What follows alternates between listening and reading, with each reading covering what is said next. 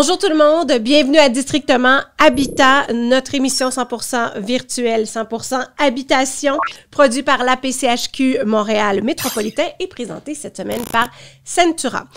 Oh là là, un autre beau sujet à exploiter aujourd'hui. Nous allons parler d'environnement dans notre maison, comment optimiser les espaces. Et j'ai avec moi Maryse Croteau, designer d'intérieur, certifiée APDIQ. Ça, c'est bien important. Vous êtes toutes les deux, d'ailleurs, certifiées par l'APDIQ. Oui. Maryse, donc, ton entreprise, c'est CMC Designer. Exactement. Marie-Josée Ouimet, également designer d'intérieur certifiée APDIQ chez Marie-Josée Ouimet Design. Pas compliqué comme ça. Donc, lorsqu'on parle d'optimiser l'espace, évidemment, c'est quelque chose qu'on entend beaucoup parler dans le monde de la rénovation, de la décoration dans nos maisons. Est-ce que c'est quelque chose qui vous fait partie de votre quotidien dans votre travail? Oui, exactement. C'est un incontournable parce que tous les espaces, peu importe leur volume, leur format, ont besoin d'être optimisés, organisés et mis en valeur. Effectivement. Tous les espaces ont besoin d'être retravaillés. Parfois, en fait, peuvent être retravaillés.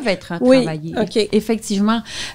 Souvent, quand j'embarque dans un nouveau projet ou que je visite un nouveau lieu, j'essaie de m'inspirer de toutes les qualités architecturales du lieu, de m'imbiber de ça pour en tirer avantage ou bien pour corriger certains défauts qu'il y aurait à corriger.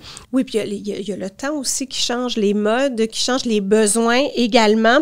Bon, vous avez toutes les deux quand même une assez longue expérience dans le milieu designer depuis plusieurs années. Est-ce que mettons, je dis plus de 25 ans? Ben, ça a-tu de l'allure? C'est pas mal. Et plus? C'est poli. C'est poli, c'est bien parfait. Donc, il y a effectivement, je me trompe pas, un intérêt pour optimiser l'espace dans nos maisons. Oui, en fait, je pense que ça a beaucoup changé depuis les 15 dernières années parce que le rôle de la maison tend à changer. Bien, en ce moment, elle devient pratiquement notre bureau de travail aussi, oui. En effet, plus que jamais. Alors, il y a un nouveau besoin qui vient de naître, celui de créer des bureaux professionnels à l'intérieur de nos maisons. Mais avant, on voyait, il y avait pas besoin on n'avait pas besoin d'une cuisine, de cuisinier. Maintenant, on en a besoin d'une à l'intérieur, à l'extérieur. On a besoin d'un cinéma maison. Est-ce qu'on se crée des besoins? Peut-être aussi, peut-être, oui. C'est ça, exactement. Les besoins croient, puis ces besoins-là, on nous les exprime très clairement lorsque on rencontre des nouveaux clients. Donc, il faut aménager tous ces espaces-là et rentabiliser l'espace pour que ces fonctions-là s'y retrouvent. Comment, Marie-Josée, on doit aborder ça, justement, la notion d'espace? Parce que là, on parle des cuisines, anciennement, qui était l'endroit où on faisait à manger. Parfois, c'était la même pièce où il y avait la table, puis on était dans un souvent petit espace. Là, j'ai la fameuse cuisine laboratoire en tête qui était tout petite. Mais évidemment que ça change. Et comment on aborde ça comme designer? Bien, je pense qu'il faut toujours se questionner sur l'espace. C'est certain, une salle de bain, c'est une salle de bain. Mais pour les autres pièces de la maison, on peut se poser la question, c'est qu'est-ce qui aurait lieu de faire dans cet espace-là? Peut-être que c'est une autre fonction qui pourrait être faite dans cette pièce-là, surtout si la luminosité est intéressante, par exemple. Donc, il faut essayer de revoir les espaces différemment, avec un œil nouveau, pour peut-être trouver des avenues différentes. Donc, peut-être même transformer la vocation première de la pièce. Oui. Oui, exactement, parce qu'on tend à géolocaliser davantage nos espaces de vie. Donc, l'aire de vie devrait être où la meilleure luminosité nous est offerte, ou sinon le meilleur paysage. Puis, les pièces qui sont moins importantes où on y dort, bien, pourquoi améliorer au niveau de la luminosité? Donc, c'est ça. On géolocalise davantage nos zones. Qu'est-ce que vous voulez dire par géolocaliser, juste pour qu'on... Si on fait une rénovation majeure ou une construction neuve, on va placer... La maison, souvent, elle doit être située d'une certaine façon. Donc, anciennement, le salon se retrouvait derrière, mais là, il pourrait être devant si c'est devant que la lumière brille. Je comprends, tout à fait, oui. Donc, le sud est important, plus le nord, on va choisir des murs aveugles, on va pas un mur aveugle, là, ça veut dire sans fenêtre. Sans fenêtre. Ah, je comprends, OK. Alors, on va plutôt mettre du rangement sur un mur aveugle parce qu'il n'est pas intéressant, à moins que la vue soit très intéressante, mais en général, on cherche la lumière. D'accord, OK, je comprends très bien. Est-ce qu'il y a des types d'habitations où on doit plus se préoccuper justement d'optimiser l'espace? Ben non, je dirais que c'est dans tous les espaces que c'est important de se préoccuper de cette notion d'espace-là, que l'espace soit petit, qu'il soit grand, que ce soit une construction nouvelle ou bien une rénovation. C'est important d'aborder l'espace toujours en se posant les mêmes questions parce que les défis sont semblables, sont toujours les mêmes. Et il n'y a pas de trop petit espace à transformer. Tout se peut. Maintenant, on fait vraiment des trucs qui sont assez miraculeux. Quand on parle d'optimisation, c'est de mieux habiller l'espace. Marie-Josée, tu dis un petit espace bien organisé vaut mieux qu'un grand espace encombré. Je ne t'inviterai pas chez moi. Alors... Moi, j'ai bien des armoires, puis je mets tout ça là-dedans. Bien, ça, c'est bon, ça. Oui. Ça, c'est une des solutions qu'on propose aux clients, effectivement. Dans un premier temps, de faire l'inventaire de tous nos objets, puis de voir qu'est-ce qu'on a besoin comme rangement, de penser dans un premier temps les rangements, parce que une fois qu'on a désencombré les pièces, que les choses sont rangées, on a plus d'espace pour respirer. Je comprends. Habiter. En fait, peu importe le type d'espace, on peut réduire cet espace de vie-là en y installant des rangements parce qu'on va être gagnant à la fin du compte. Notre espace va être épuré, va respirer, on va avoir créé des vides, puis on va pouvoir mettre des accessoires intéressants qui vont nous parler, qui vont nous créer des ressentis. Parce que tout va être dans les rangements et au lieu, on va trouver sans chercher. Ça, c'est extraordinaire dans notre rythme de vie effarant. Oui. On a besoin on peut pas vivre dans le chaos. Il faut vivre dans l'organisation et l'optimisation en fait partie. Une chose qu'on peut faire aussi, c'est de voir plus loin. C'est-à-dire que, par exemple, on achète une maison dans laquelle le salon est installé à un endroit en particulier dans une des pièces.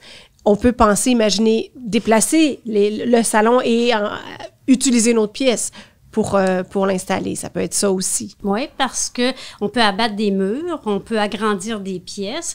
Puis si ces pièces-là ont une plus-value exploitables, ben pourquoi pas aller les chercher au lieu de se contenter d'un mini-espace pas intéressant où l'architecture n'est pas valorisée. Alors oui, nous, on regarde tout l'espace dans son ensemble, puis on va proposer aux clients de faire tel ou tel geste parce que son environnement le mérite ou des pièces le méritent parce qu'ils ont déjà un potentiel inné. Exploiter les espaces, les qualités architecturales de l'espace pour en faire des lieux plus agréables, en fait. Par exemple, derrière nous, on a la cheminée ici. Il y a deux espaces, là, comme une espèce de creux qui est un détail architectural. On pourrait utiliser ça, puis y mettre des tablettes. Donc, c'est un exemple comme ça. Là. Oui, absolument, absolument. Les fameux raccoins qu'on avait à une certaine époque, on en avait beaucoup dans nos... On les aime, nous, les raccoins, parce qu'ils nous amènent ailleurs, puis on veut les exploiter. Bien, donc, justement, ton exemple est très pertinent. On pourrait y rajouter des tablettes, de l'éclairage pointu pour mettre en valeur, puis un détail anodin devient quelque chose de super intéressant. Oui, c'est ça qui donne la singularité à un projet, en fait. Je comprends. Effectivement. Qu'est-ce qui le rend unique? Donc, c'est faux de croire qu'un petit espace, on ne peut pas l'optimiser et lui donner encore un effet de grandeur, finalement, en bout de ligne, en l'optimisant, on lui donne un effet de grandeur. Il ne faut pas se limiter, peu importe la grandeur. Je voyais une salle de bain que vous avez fait avant-après, une pas très, très grande salle de bain. Mais puis maintenant, on retrouve aussi des appareils, mais je pense au bain qui, c'est plus juste une grandeur, c'est qu'il y a des options maintenant qui ouvrent de nombreuses portes, finalement. Oui, il y a plus soit au niveau des mobiliers ou des équipements, bien, il y a une panoplie de choix qui nous permettent de choisir les bons items pour les bons espaces. Et tant mieux, parce qu'on n'est pas contraint, il y a toujours le même sofa de 72 pouces. Oui. Non, puis maintenant, c'est aussi modulable. Ça, c'est génial parce que on prend 3 morceaux ou on en prend 4 selon l'espace qu'on a aménagé. Ouais. Mais on parle du salon, mais ça peut être bon dans toutes les pièces. Les cuisines aussi, maintenant. On peut avoir un petit four, on peut avoir la plaque d'un autre côté, donc pour aller vraiment chercher le maximum. OK. Quelles seraient les démarches, comme nous, là, d'abord à la maison, si on veut désencombrer une pièce, si on veut l'optimiser? Moi, je suggère toujours de faire une liste des choses, des besoins, des biens qu'on a, des mobiliers, puis de désencombrer. C'est ça l'idée, c'est de désencombrer. Donc, il faut en enlever, en donner, en déplacer. Exact. Mais ça, c'est pas toujours facile. Non, c'est tout un travail, effectivement, parce que ça nous fait faire souvent des récapitulations de notre vie entière. Oui. Mais il y a des choses qu'il faut laisser partir pour laisser de la place pour du nouveau. Puis on peut, s'il y a des objets ou des souvenirs qui sont vraiment sentimentaux, qui viennent de la mer, qui viennent, je peux comprendre qu'on ne peut pas se défaire de ça, mais s'il y en a beaucoup, on pourrait créer des rotations aussi au niveau de l'accessorisation, au lieu de tout mettre dans une pièce, puis de plus rien voir parce que... Il y a trop d'affaires. C'est ça. Oui. Pourquoi pas en faire des thèmes, là? On change de saison, on change d'accessoires, puis la potiche de maman, elle revient sur la table, puis elle n'était pas là le mois passé. Donc, ça peut être une façon aussi de faire de la place. Et maintenant, on a des mini-entrepôts qu'on retrouve partout. Au lieu d'agrandir les maisons, là, qui coûtent une fortune, pourquoi pas investir sur un mini-entrepôt, puis d'arrêter de remiser tous les sports de la famille, parce qu'il y en a de l'équipement maintenant. Oui.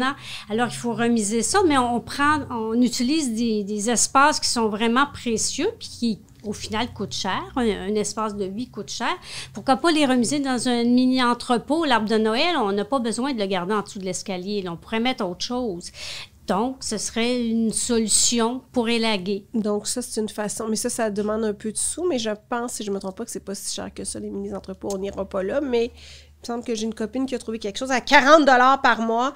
Ça peut valoir la peine. Sauf que le mini-entrepôt, on va tout apporter là. Mais si on veut se désencombrer, éventuellement, ça vaut la peine justement de se faire une liste, de regarder ce qu'on a.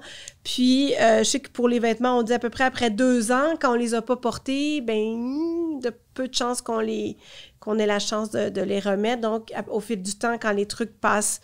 Bon, évidemment, les modes, c'est une question de tendance aussi. Qu'est-ce qu'on fait avec ça, justement, avec les tendances, la mode qui nous disent « Ah, ça vous prend absolument ça », entre guillemets, évidemment. Bien, c'est pas parce que quelque chose est en vogue que ça convient nécessairement pour chez soi, pour le projet. Fait qu'il faut se questionner si c'est pertinent dans notre environnement.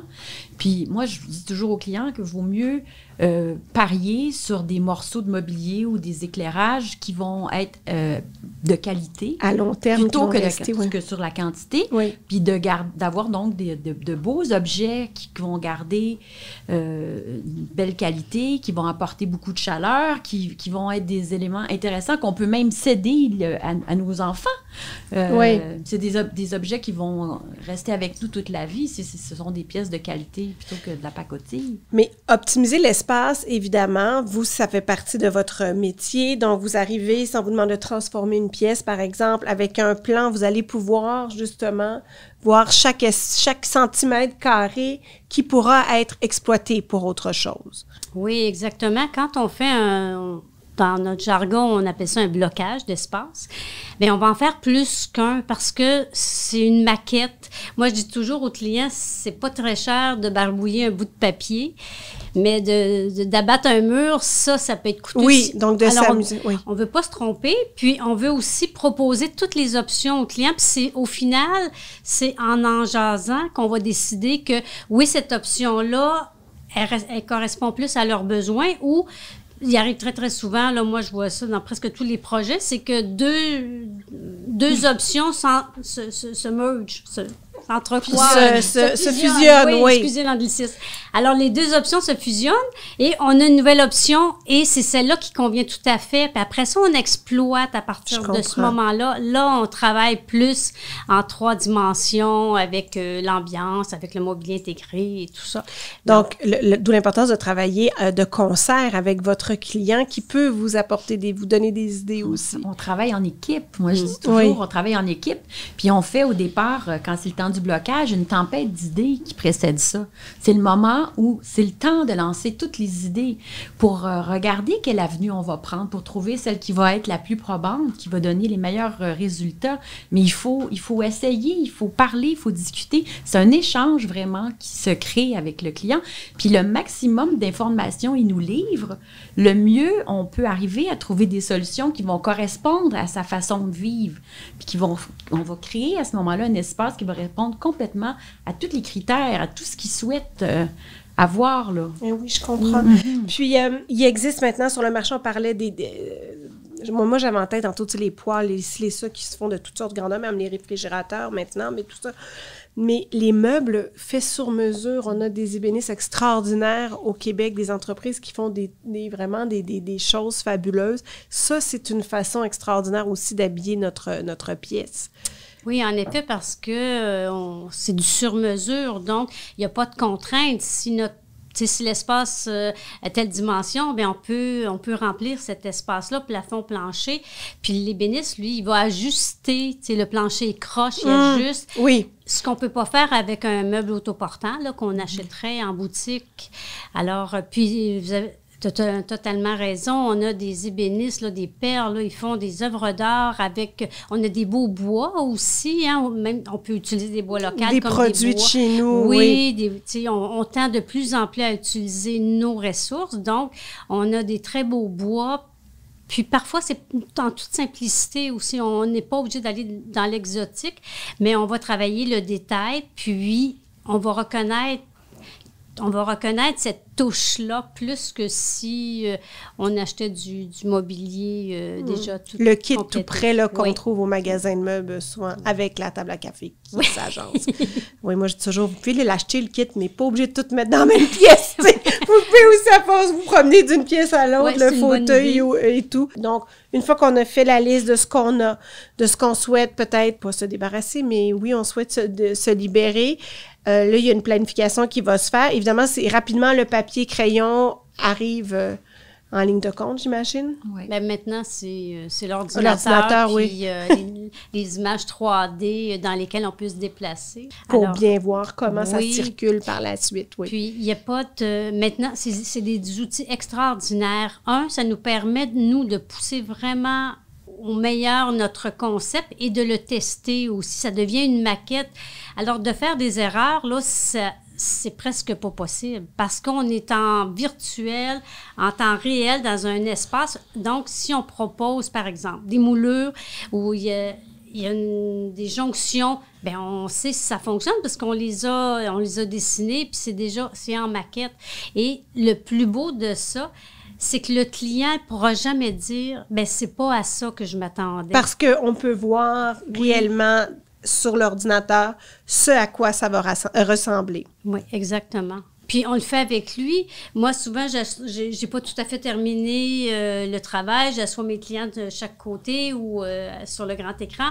Puis là, il me dit « Ah, si on faisait ça, OK, on fait ça. » Ah non, finalement, tu avais raison, on fait pas ça. Ça, je verrais ça, je verrais ce mur-là rouge. Ce mur-là rouge, on met le mur rouge. OK, et c'est génial, c'est en temps ça. réel, on construit et on finalise.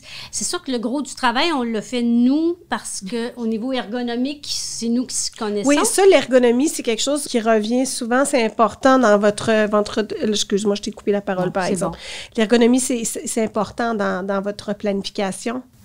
C'est important parce que l'ergonomie, en fait, nous guide, ça nous assure du bien-être de l'utilisateur.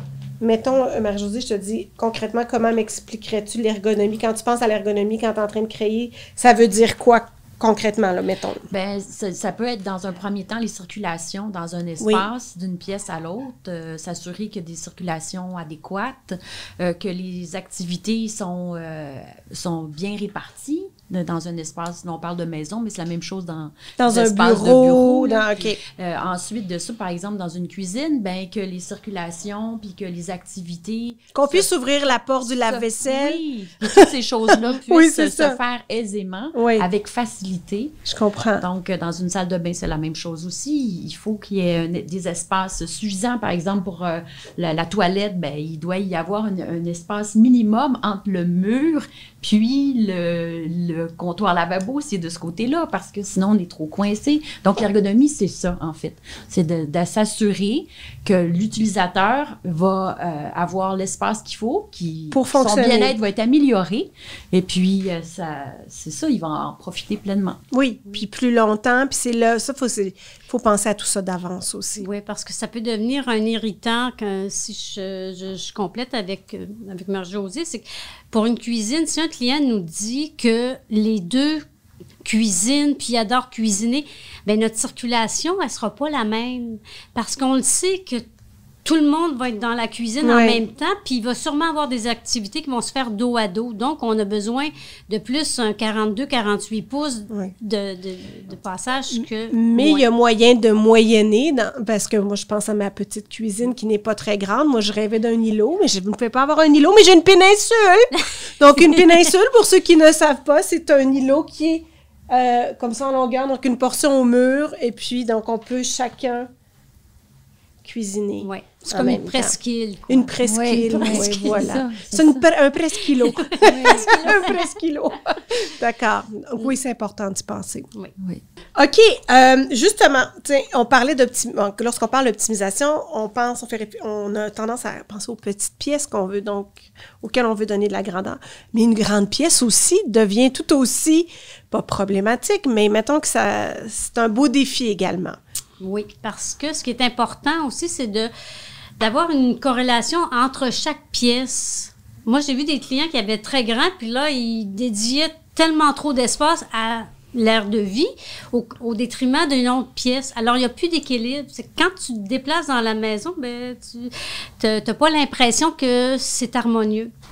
Et dans un autre j'ai vu souvent aussi des cuisines. On a très grandes cuisines, mais là, on utilise tellement de superficie que pour se déplacer... Ça devient ardu, oui. Les distances sont trop longues. Donc, il y a une cuisine, il y a un maximum de grandeur qu'on peut y donner parce que sinon, c'est plus ergonomique, justement. Donc, l'ergonomie, c'est partout dans la maison. C'est d'avoir une certaine continuité entre les pièces au niveau de la décoration aussi. Donc, passer d'une pièce... bon, là, je vous regarde, vous êtes très belle et très colorée, mais on a une pièce où tout est dans les teintes de vert. Oups, après ça, du rouge. Oups, après ça, du bleu. C'est bien d'avoir une certaine... oui, exactement, ligne conductrice pour pas justement avoir trop d'informations parce que ça peut donner l'impression que c'est encombré, qu'il y a trop de stock finalement. Oui, souvent, de changer de matériaux trop, ben ça devient chaotique. Donc, on propose souvent, par exemple, pour les planchers, de faire en sorte que ça soit le même matériau. On n'est pas obligé de changer de matériau d'une pièce à l'autre. Parfois, ça le requiert. Mais quand c'est pas nécessaire, c'est intéressant que ce soit le même matériau. Puis d'utiliser des couleurs, oui, mais peut-être y aller parcimonieusement. Et puis, avec des accessoires plutôt que de... On peut jouer effectivement avec des accessoires, puis les accessoires, peut-être les regrouper. Et des fois, c'est bien d'avoir un mur vide aussi. Ça, on respire. On peut regrouper peut-être... C'est pas obligé que tout soit rempli partout, non, là. C'est ça, oui. Effectivement. Puis tantôt, quand on parlait de grandeur d'espace, c'est bien d'ajouter aussi qu'il faut considérer l'échelle. Quand une pièce est très grande puis que les plafonds sont très hauts, effectivement, les meubles, il faut que ça soit à l'avenant. Puis quand on a une pièce qui est plus petite, bien, les mobiliers doivent être plus petits. Mm-hmm. C'est toujours une question d'échelle. Question d'échelle, d'équilibre. D'équilibre. Le regard aussi, où est-ce qu'on pose notre regard? À un moment donné, si ça accroche naturellement, c'est qu'il y a peut-être un petit truc à modifier. Puis des fois, ça prend pas grand-chose, on est d'accord. Bon, là, je viens de retomber dans mes chroniques de décor tablé. Les cadres trop. Hey, les cadres trop, la gang. Ben, c'est moi ça. Tout de suite. Voilà, c'était mon éditorial. Évidemment, il existe aussi sur le marché des choix. On parlait de meubles, mais ça peut être à travers des boîtes jolies qui sont décoratives, des paniers. On peut ranger, on peut camoufler aussi pour pouvoir dégager notre espace avec des accessoires. Ils sont tout aussi importants dans l'optimisation du rangement. Oui, en effet. Puis, on est dans un ère où il y a tellement de belles choses que... On veut tout oui, le temps. C'est le danger, par contre. Oui, c'est ça. C'est de trop d'offres, puis pas assez de besoins. Alors, il faut faire des choix judicieux, puis y aller par thème ou y aller par coup de cœur, ou comme disait Marie-Josée tout à l'heure, choisir des choses qui sont pérennes, qui vont durer dans le temps, qu'on va aimer. Il faut toujours se questionner. Est-ce que dans 5 ans, je vais encore aimer ça ou ça va devenir une picadille que je vais vouloir aller porter au sol de l'église? Là. Donc, il faut faire des choix parce qu'on n'a pas, quand on vieillit, alors on se rend compte qu'on Avec l'expérience. Avec l'expérience, oui. D'accord. On n'a pas tant de besoins ou de... On rénovera pas 3-4 fois dans une vie. Là. Il y a des gens qui le font parce que c'est comme devenu un métier ou un passe-temps. Mais en général, quand on aura changé notre décor 2-3 fois parce que maintenant c'est coûteux, parce que c'est compliqué, donc il faut faire des choix judicieux, puis faire des choix qui vont durer dans le temps et qu'on va aimer aussi longtemps, qui nous représentent. Et comme disait Marie-Josée tout à l'heure, la mode, il faut éviter. Moi, je dis tout le temps à mes clients, ce qui est à la mode se démode, ça va de soi. Donc, choisissons des trucs qu'on aime, oui, des trucs qui nous font du bien, parce que le bien-être dans une maison, c'est extrêmement important. Je pense qu'on se rentre à la maison puis on se sent bien. Moi, j'ai une pièce bordel dans ma maison. Il y en a une où je ferme les portes puis c'est là où j'ai dit j'avais du rangement, mais c'est pas assez. Je veux que j'en rajoute un petit peu par terre à côté. Donc, avec l'aide d'une designer comme vous, on a un monde d'options qui s'ouvre à nous finalement. Bien, c'est certain qu'on a certains trucs qu'on peut vous partager pour bonifier. Multiplié par l'expérience. Oui, pour bonifier les espaces, effectivement. Puis nous, on est là pour trouver des solutions qui vont être pérennes, on l'a dit. Je pense que c'est important, ça. Puis pour créer des lieux qui vont vous ressembler aussi. Oui, le mot « bien » me vient toujours en tête, mais c'est extrêmement important. Quand vous savez que vous avez bien compris exactement ce que le client veut, ça doit être extraordinaire parce qu'effectivement, avec des changements comme ça, vos clients doivent vous faire part de témoignages. Oui, c'est assez émouvant, je vous dirais, parce qu'on travaille fort. On est très impliqués dans notre projet, puis on veut que ça fonctionne, puis on veut que les clients soient heureux. C'est notre premier objectif. Puis, moi, ce que je ressens, puis ce qu'on me dit, c'est arrivé plusieurs fois, là, puis ça me touche à chaque fois. Là, même on l'a écrit, puis j'ai gardé ça dans mes archives, bien sûr. On garde ça tout le temps, ça, oui. Oui. Et on m'a dit que on a hâte de revenir à la maison le soir. Ah, ben oui, c'est sûr. C'est un très beau compliment, ça, oui. Ça, c'est merveilleux. Oui. Moi, c'est quand des années après, je les recroise, puis ils me disent qu'ils sont encore aussi heureux qu'au premier jour de se retrouver dans l'espace. Ah oui, c'est fabuleux. Oui. Donc ça, c'est le plus beau des cadeaux quand vous travaillez avec ces gens-là. Merci beaucoup. Merci Marie-Josée. Merci Maryse de votre visite. Donc, on vous retrouve ce soir pour le 5 à 7.